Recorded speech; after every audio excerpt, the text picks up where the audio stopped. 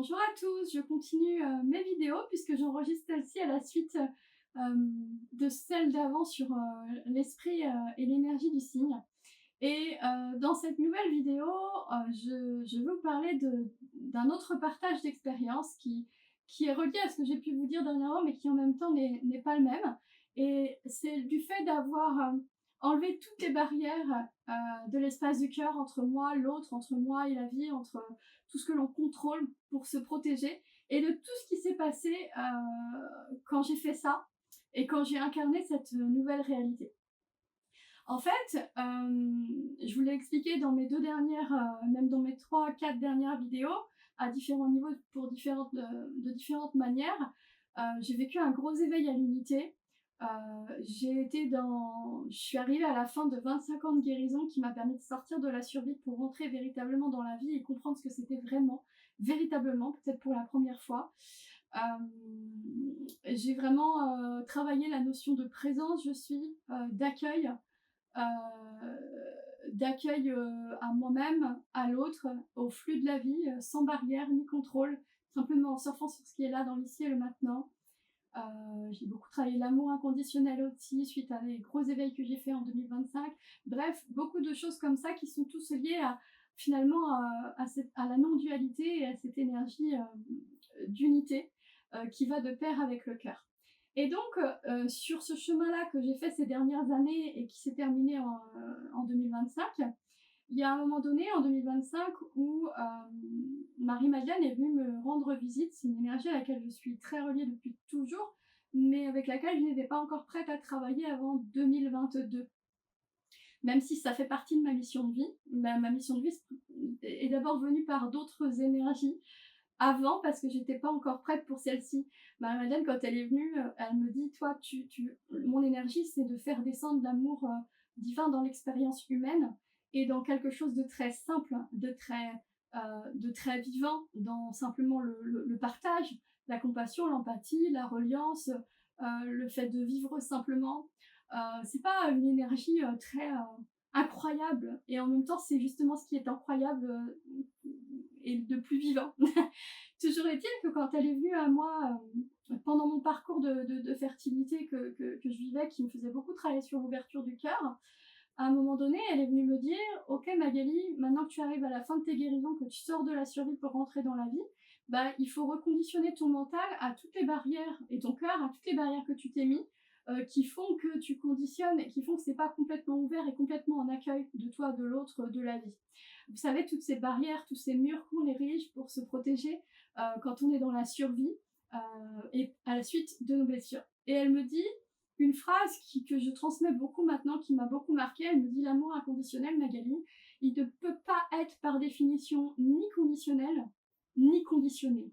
Parce que si c'est conditionnel, ça veut dire que c'est pas inconditionnel. Et si c'est conditionné à ça oui, mais ça non, et ben c'est pas inconditionnel non plus. C'est pour ça que dans la précédente vidéo, avec l'esprit du signe, je vous parlais de la notion d'accueil, que le véritable amour inconditionnel, c'est pas une question de ce qu'on fait pour soi ou pour l'autre, c'est une question de comment je m'accueille moi tel que je suis, comment j'accueille l'autre tel qu'il est, comment j'accueille chaque chose de la vie tel qu'il est, tout en étant dans notre vérité intérieure propre et différente de l'autre. Et l'amour inconditionnel, finalement, il est là. Il est dans l'accueil complet, sans barrière, et non pas dans ce que l'on fait pour l'autre, ou dans s'oublier ou se perdre dans l'autre, ou pour l'autre. Et ça, c'est important, ça fait partie des prises de conscience importantes que j'ai faites sur ce chemin-là. Donc elle me dit ça, Magali, l'amour inconditionnel ne peut être ni conditionné ni conditionnel. Donc il va falloir que tu enlèves toutes tes barrières pour rouvrir l'espace du cœur. Ça fait partie de ton chemin aujourd'hui, de ce chemin d'ouverture à l'unité, de la manière dont tu vas accompagner dans ta mission spirituelle, de cette notion de dévotion encore plus grande à la présence, à la reliance, à l'humanité. Donc là, comme tu arrives à la fin de tes guérisons, bah, ça passe par un reconditionnement mental, de lâcher les choses que tu avais érigées et qui étaient encore de l'ordre de la survie, même si émotionnellement ce travail était déjà fait, il y avait toujours le travail mental de reconditionnement. Et c'est vrai qu'une grande partie de ma vie, j'ai beaucoup conditionné. Moi, j'étais une personne très libre, très indépendante, très sauvage. C'était ma manière de survivre, c'était de me démerder tout seul et de rien devoir à personne. Voilà, donc après, rouvrir l'espace du cœur quand on est un peu sauvage, ça prend du temps, hein, donc ça m'a pris de très longues années. Ça m'a pris de très longues années, et en même temps, je suis très heureuse de ce chemin-là, et puis je renie pas du tout les périodes entre guillemets de fermeture ou de contrôle, puisque c'est ce qui m'a permis d'être dans la survie et c'est ce qui m'a permis de nourrir ma liberté, ma souveraineté, même si cette souveraineté à un moment donné elle demande aussi à ne pas être dans le pouvoir sûr, mais dans un pouvoir intérieur en harmonie avec.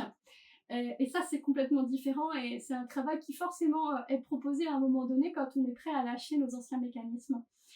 Et moi, pendant une longue partie de ma vie, j'étais beaucoup dans le contrôle de ce fait. Donc, en réalité, avec les autres, l'être humain, je contrôlais beaucoup. Je contrôlais ce que je donne, à qui, qu'est-ce que je donne, à qui, quand, comment, pourquoi.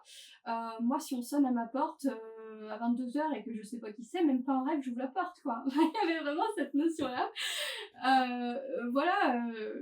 De respect de ma vérité, et en même temps de poser des limites. Bon, c'est un exemple parmi tant d'autres, mais je contrôlais vraiment ce que je donnais, quand, comment, pourquoi, que ce que je voulais en fait. Donc c'était vraiment dominé par mon mental et par l'ego. Hein. L'ego ne voulant pas dire égocentrique, mais en tout cas quelque chose qui était dominé par mon vouloir à moi et pas forcément dans l'accueil de ce qui est. Et puis je contrôlais aussi ce que je recevais, ce qui est pire en soi, parce que vous savez, c'est tellement plus facile de dire non que de dire oui. On croit que c'est plus facile de dire oui, mais combien de fois on vous a proposé quelque chose, de vous rendre un service et vous dites non parce qu'on est capable de se débrouiller toute seule, ou parce que c'est une honte, ou parce que on n'a pas l'habitude, ou parce qu'on se dit qu'on va devoir quelque chose. Et tout ça, c'est une forme de protection aussi. Et réapprendre à dire oui, c'est intéressant aussi. Et moi, je contrôlais aussi beaucoup ce que je reçois, de qui je le reçois, quand, comment, pourquoi. Et je disais plus souvent non.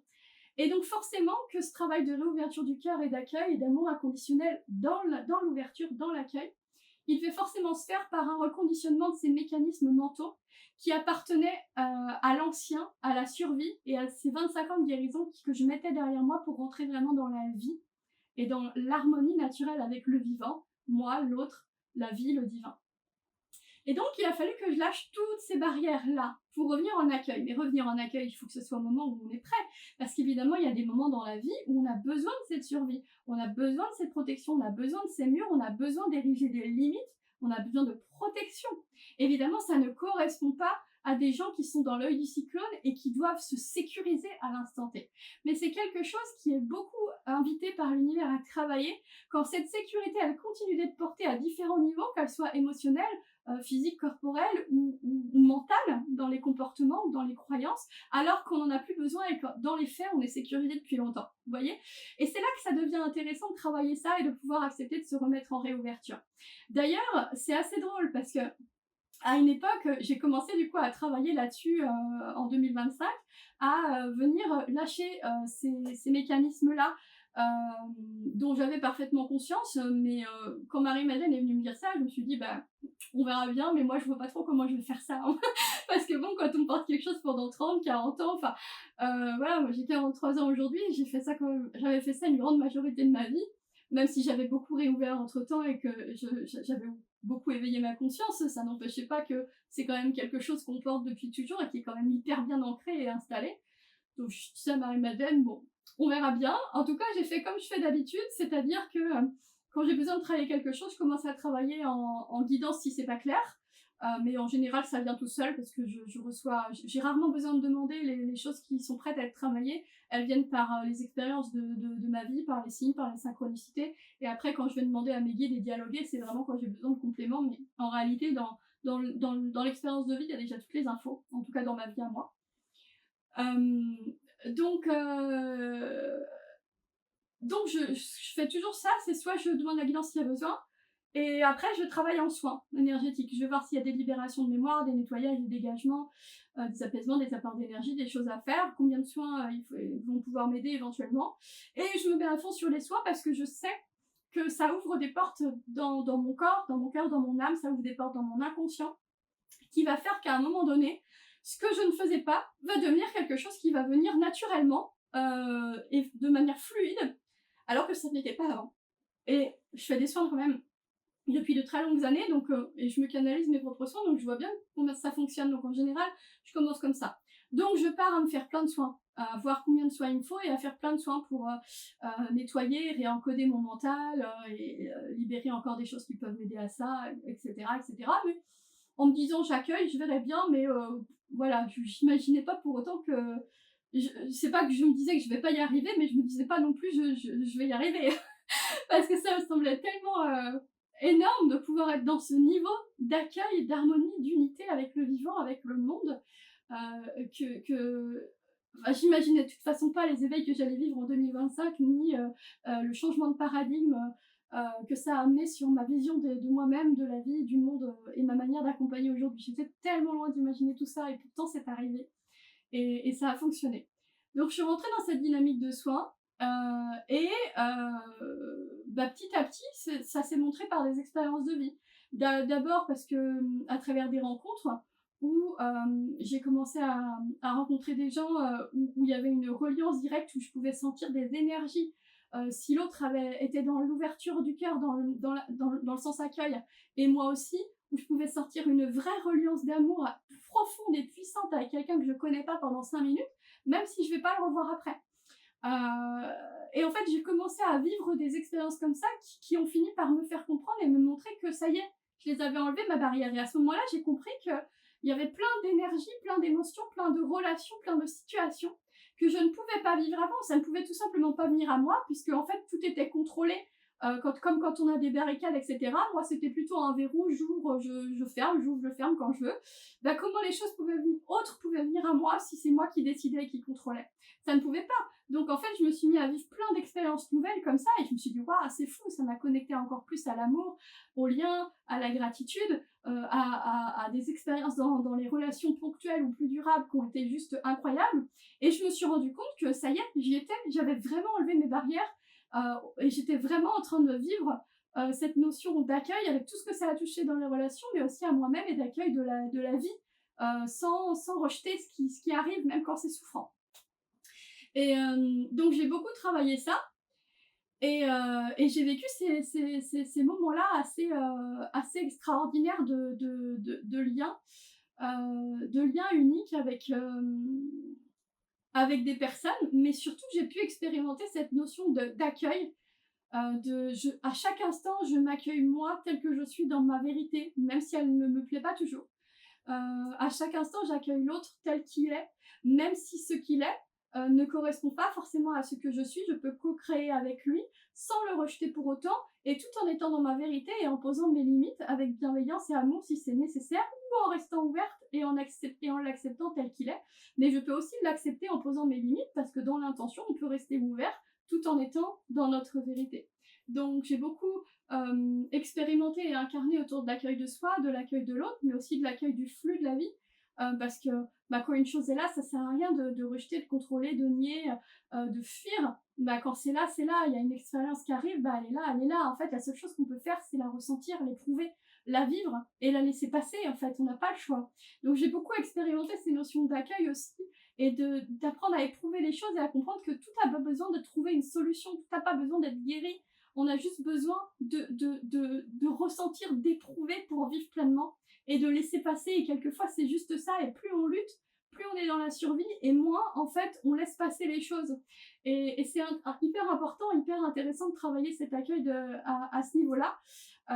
Donc, j'ai beaucoup travaillé ces notions-là d'accueil avec moi-même, avec l'autre, avec le tout. Et je me suis rendu compte que dans cet accueil-là, il y a des moments, par exemple, très, très, très, très spécifiques. Par exemple, quand je fais des salons de bien-être où je me mettais bien dans ma présence, je suis, et où le matin, je me dis, tant que c'était pas quelque chose de fluide et de naturel, en tout cas pour moi, je me disais, aujourd'hui, vraiment, je suis dans l'accueil. Je ne contrôle pas, je ne cherche pas à le vouloir, je ne cherche pas à l'attendre, je ne cherche pas à obtenir quelque chose ou quoi que ce soit que mon ego ou que mon mental voudrait, même si ça ne me rassure pas qu'il y ait ci ou qu'il y ait ça ou qu'il y a personne qui vienne me voir pendant 3 heures ou j'en sais rien, parce que ça peut arriver.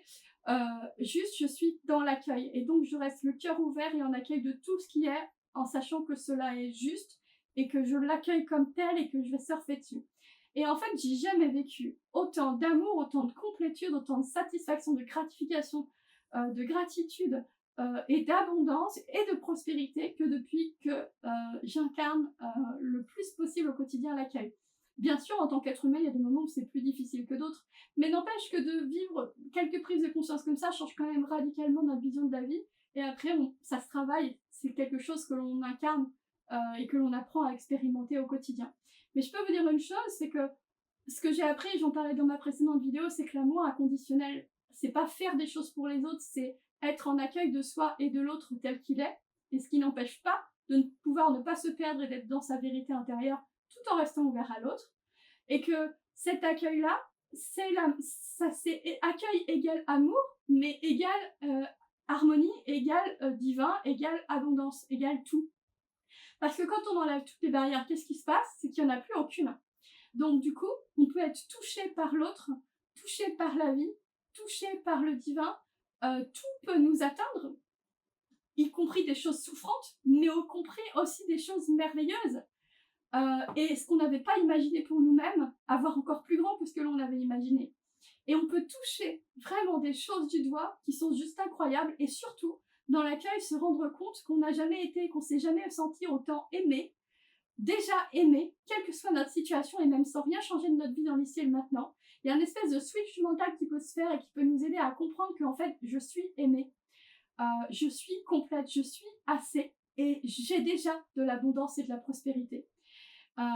Et en fait, cet accueil-là nous permet de ressentir ça, de se sentir pleinement dans cette complétude-là. Et parce qu'on la ressent, on en attire encore plus.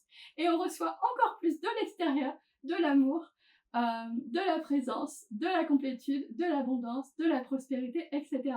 Donc paradoxalement, on passe notre vie à apprendre la survie et le faire. Tout ça pour en sortir et rentrer dans la vie et l'être. C'est cette sortie du faire pour l'être. Et l'être, c'est accueil, c'est être soi. Simplement être sans rien attendre, sans rien vouloir, et vivre, même si c'est pas facile, même si ça peut faire peur, ces expériences qui nous permettent de comprendre que la vraie vie, elle est ici. Et voilà ce qui se passe finalement quand on enlève ces barrières, quand on est prêt à faire ce travail-là. Voilà ce que moi j'ai vécu, voilà pourquoi ça a été, avec d'autres choses qui me sont arrivées en 2025, le plus grand passage de ma vie qui m'amène aujourd'hui à être dans un réalignement total de mon activité, parce que je ne peux plus voir les choses de la même manière, donc je ne peux plus accompagner les choses de la même manière, tout simplement parce que dans cet accueil-là, ça invite à plus de présence, plus d'autonomie, plus de souveraineté pour les autres, plus d'humanité, de reliance, de simplicité, d'amour. Et en fait, ça m'invite forcément à changer ma manière d'accompagner, non pas qu'elle n'était pas dans tout ça avant, mais vers un level supérieur, encore plus intégré, encore plus dans le lâcher prise, même si je l'étais déjà pas mal, encore plus en ouverture, encore plus en accueil, tout simplement, pour aider chacun à vivre cette magie-là, lui aussi, même à travers des choses très spécifiques comme un soin ou un cercle d'éveil, un cercle de guérison, etc. Mais ça change vraiment radicalement la façon de voir les choses et de voir la vie. Donc c'est vraiment une expérience intéressante que je voulais vous partager, qui peut-être vous parlera, peut-être pas. Et je vous rappelle qu'il n'y a pas de culpabilité ou d'envie à avoir. Si vous n'en êtes pas là avec votre besoin actuel, il est dans la nécessité de vous sécuriser. Alors c'est important de vous sécuriser parce que vous en avez besoin. Mais si vous sentez que vous n'avez pas réellement besoin de cette sécurité, que vous êtes sécure factuellement, mais que dans votre cœur vous avez peur et que vous avez du mal à sortir de ces conditionnements parce que c'est une habitude, alors ça vaut vraiment la peine de venir expérimenter ça. Et pour ça, vous pouvez vous faire accompagner, que ce soit par des expériences d'accueil, d'unité, par votre intention, par des affirmations, mais aussi par des soins comme ceux que je propose dans les soins en ligne, dans les cercles de guérison, ou avec d'autres personnes, parce que ça peut évidemment aider à faire ce travail-là de guérison, d'ouverture, et soutenir ce processus-là qui peut demander du temps, bien sûr, chacun a un rythme différent. En tout cas, voilà, n'hésitez pas à commenter en quoi cette vidéo vous parle ou pas, qu'elle reflète chez vous en miroir des choses agréables ou au contraire des choses désagréables. N'hésitez pas à commenter, je serais heureuse d'avoir votre retour par rapport à ce sujet. Sur cette expérience que j'avais envie de vous partager. Et puis si vous avez aimé, merci de votre soutien en likant et en partageant, ce serait très très chouette. Merci beaucoup, puis je vous dis à très bientôt.